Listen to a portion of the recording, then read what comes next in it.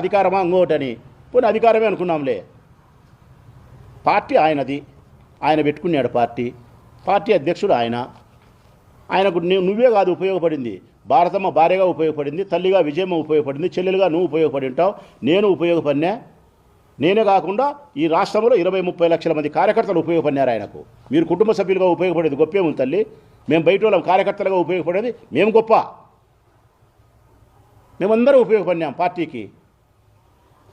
వారి స్థాయిని బట్టి, వారి అర్హతను బట్టి, వారి సేవా దృక్పథాన్ని బట్టి, వారి సామర్థ్యాన్ని బట్టి ఎవరికి ఏ పదవిని ఇవ్వాలా, ఎవరికి ఏ స్థాయి గౌరవాన్ని ఇవ్వాలనేది జగన్మోహన్ రెడ్డి గారు చూసుకుంటారు. మీరు చెప్తా ఉన్నారు పార్టీలో ఒకరు కాదు అందరూ కష్టపడ్డారని చెప్పి.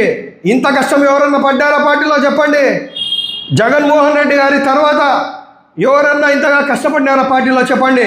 ఆమెకు ఇచ్చిన ప్రాధాన్యత ఏంటి, మీరు ఏం చేశారో సమాధానం చెప్పండి. మీరే చెప్పినారు కదా ఎవరి స్థాయికి తగ్గట్టు వాళ్ళకు పదవులు ఇచ్చాడు జగన్మోహన్ రెడ్డి గారు, న్యాయం చేశారని చెప్పి మీరు చెప్తా ఉన్నారు కదా. ఏం చేశారు షర్మిలారెడ్డి గారికి, ఏం చేశారో మీరు షర్మిలారెడ్డి గారికి చెప్పండి. ఎమ్మెల్యేని చేశారా, ఎంపీ చేశారా, ఎమ్మెల్సీ చేశారా, లేదంటే రాజ్యసభ ఎంపీని చేశారా, లేదంటే కార్పొరేషన్ చైర్మన్ చేశారా, ఏ పదవులు ఇచ్చారో చెప్పండి. మేము ఆశించలేదు, కానీ మీకు సమాధానంగా చెప్తా ఉన్నాము. అంటే ఈరోజు ఒక చిన్న కార్యకర్తలకు కూడా మీరు పదవులు ఇచ్చినారు అంటున్నారు కదా. అలాంటప్పుడు వైఎస్ షర్మిలారెడ్డి గారికి రాజకీయంగా ఏ పదవి రాకూడదా, అర్హత లేదా? దీనికి సమాధానం చెప్పండి.